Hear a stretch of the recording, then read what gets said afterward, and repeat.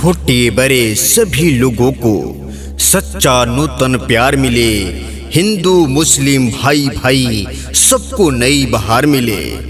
दुखी जनों को सबसे पहले सुखदायी संसार मिले। अमीर गरीब सबको अपना अपना पूरा अधिकार मिले। मेरे प्रिय मतदाता साथियों, माताओं बहनों, नौजवान साथियों, ग्राम पंचायत राज छपिया भाग 9 से सरपंच पद हेतु कर्मठ, सुयोग, ईमानदार, शिक्षित प्रेस रिपोर्टर श्री भगवान कुमार महतो जी की धर्मपत्नी आरती देवी अपना चुनाव चिन्ह स्टॉप छाप लेकर आप सबके बीच आई हैं। आप सभी गार्जियन तुल्य मतदाताओं से प्यार दुलार आशीर्वाद पाने के लिए अतः आप सबों से हाथ जोड़कर निवेदन है, विनती है कि आप सब अपना एक एक बहुमूल्य वोट आशीर्वाद स्वरूप स्टॉप छाप पर मुहर लगाएं, जो कि बैलेट पेपर के क्रम संख्या 1 पर है। इसलिए मतदान के दिन अपने अपने बूथ पर जाकर श्री भगवान कुमार महतो प्रेस रिपोर्टर जी के धर्मपत्नी आरती देवी जी के चुनाव निशान स्टॉप छाप कर्म संख्या 1 पर मुहर लगाकर भारी से भारी मतों से विजयी बनावे तथा ग्राम पंचायत राज छपिया भाग 9 के अपना सरपंच बनावे। क्योंकि वक्त है परिवर्तन का, आप सभी का समर्थन का वक्त है। परिवर्तन का, आप सभी का समर्थन का। चुनाव नहीं चेंज चाहिए, वादा नहीं न्याय चाहिए।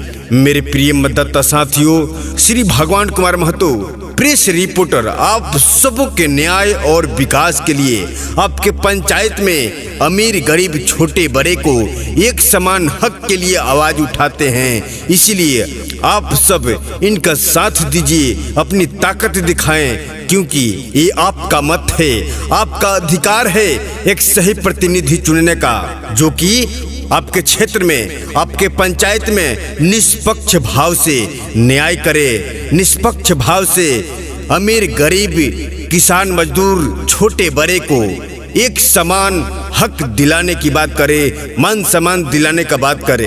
तो ऐसे में यदि आप सब चाहते हैं कि ग्राम पंचायत राज छपिया भाग 9 में न्याय और विकास हो, हर किसान मजदूर भाइयों को अपना हक मिले, तो स्टॉप छाप पर मुहर लगाकर श्री भगवान कुमार महतो प्रेस रिपोर्टर जी के धर्मपत्नी आरती देवी जी को भारी मतों से विजयी बनावे। याद रखें, चुनाव चिन्ह स्टॉप छाप, माताओं बहनों का चुनाव चिन्ह है स्टॉप छाप, किसान मजदूर भाइयों का चुनाव चिन्ह है स्टॉप छाप, आरती देवी जी का चुनाव चिन्ह है स्टॉप छाप, श्री भगवान कुमार महतो जी का चुनाव चिन्ह है स्टॉप छाप, स्टॉप छाप, स्टॉप छाप, जो कि क्रमांक संख्या 1 पर है। आने वाली मतदान के दिन अपने अपने बूथ पर जाएं और 1 नंबर स्टॉप छाप पर मुहर लगाकर श्रीमती आरती देवी जी को भारी से भारी मतों से विजयी बनावे तथा ग्राम पंचायत राज छपिया भाग 9 का एक सरपंच नहीं बल्कि एक सेविका के रूप में स्वीकार करें। मेरे प्रिय मतदाता साथियों, हाथों में गीता और सीने में कुरान रखते हैं, हाथों में गीता और सीने में कुरान रखते हैं, आपस में मेल बनाए जो वही धर्म ईमान रखते हैं। शंख बजे भाईचारे की, अमन की होगी एक अजान, काबा भी होगा, काशी भी होगा, लेकिन पहले होगा हिंदुस्तान। मेरे प्रिय मतदाता साथियों, कौन भला है कौन बुरा है, आप इसकी पहचान करें। लोगों की बातें छोड़ अपने दिल से मतदान करें। इसलिए मेरे प्रिय मतदाता साथियों, ये चुनाव, मेरे प्रिय मतदाता साथियों, यदि आप सबों ने अपना एक एक बहुमूल्य वोट श्री भगवान कुमार महतो जी के धर्मपत्नी आरती देवी जी को देते हैं और इनको विजयी बनाते हैं, तो समझ लीजिए आरती देवी जी की जीत नहीं बल्कि ग्राम पंचायत राज छपिया भाग 9 की समस्त जनता की जीत होगी। इसलिए पुनः आप सब से हाथ जोड़कर निवेदन है कि आप सब एकजुट होकर के प्रेस रिपोर्टर श्री भगवान कुमार महतो जी के धर्मपत्नी आरती देवी जी को भारी से भारी मतों से विजयी बनावे तथा ग्राम पंचायत राज छपिया भाग 9 का सरपंच बनावे। जात पे ना पात पे, जात पे ना पात पे, श्री भगवान कुमार महतो जी के बात पे, जात पे ना बात पे, आरती देवी जी के बात पे, जहां देखें स्टोप छाप वहीं लगाएं मोहर आप, तो चुपचाप स्टोप छाप। तो भूले नहीं, हमेशा याद रखें स्टोप छाप कर्म संख्या 1 पर है। तो आने वाली चुनाव के दिन अपने अपने पोलिंग सेंटर पे जाना है और कर्म संख्या 1 पर स्टोप छाप पर मुहर लगा करके प्रेस रिपोर्टर श्री भगवान कुमार महतो जी के धर्मपत्नी आरती देवी जी को जिताना है।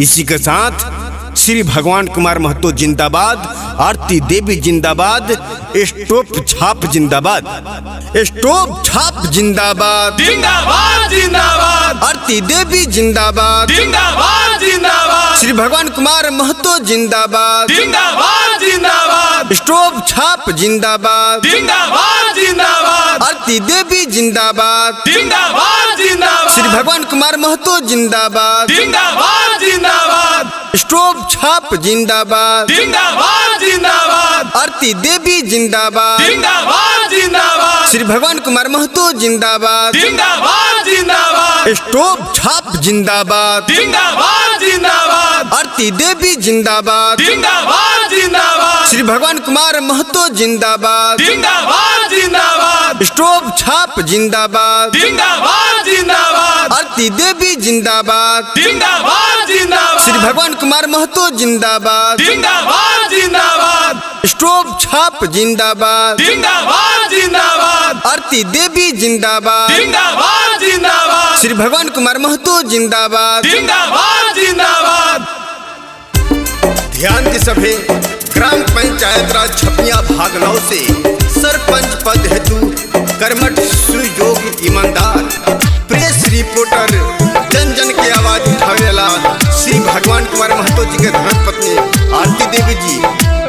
यहाँ के चुनाव चिन्ह स्टोप छाप, स्टोप छाप, स्टोप छाप जन की कर्म संख्या 1 पवा 1 नंबर पर मुहर लगा के आरती देवी जी के सरपंच बनावे के बाद छपिया पंचायत से आरती देवी के जीताने के बाद, छपिया पंचायत से श्री भगवान जी के जीताने के बाद, स्टोप छपवे पर चाचा हो मोहरे लगावे के बाद, स्टोप छपवे पर चाची हो मोहरे लगावे के बाद। तो ना भूले के बाद, न भुलावे के बाद, न भूले के बाद, न भुलावे के बाद 1 नंबर स्टोप छाप पर मुहर लगावे के बाद अपना प्रेस रिपोर्टर श्री भगवान कुमार महतो जी के धर्मपत्नी आरती देवी जी के जितावे के बाद अपन सरपंच बनावे के बाद यही से कहतन याद रखे के बाद भुलाए के नहीं खे।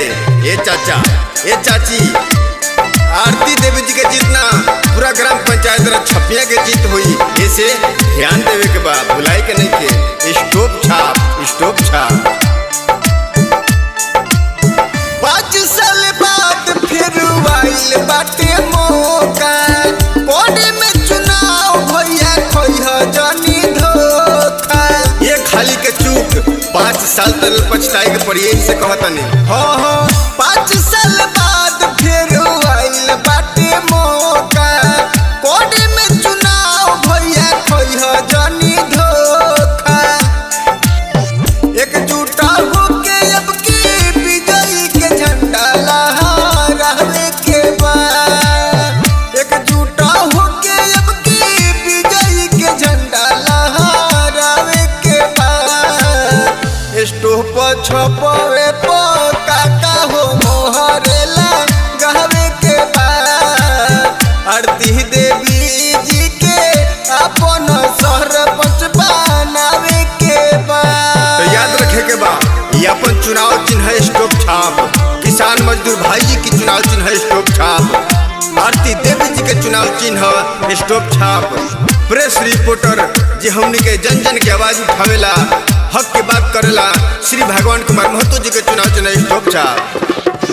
कर्मठ सुयोग बाड़ी शिक्षित ईमानदार हो, सरपंच पद के भैया हो उम्मीदवार हो, श्री भगवान कुमार जी के धर्मपत्नी आरती देवी जी हो। कर्मठ सुयोग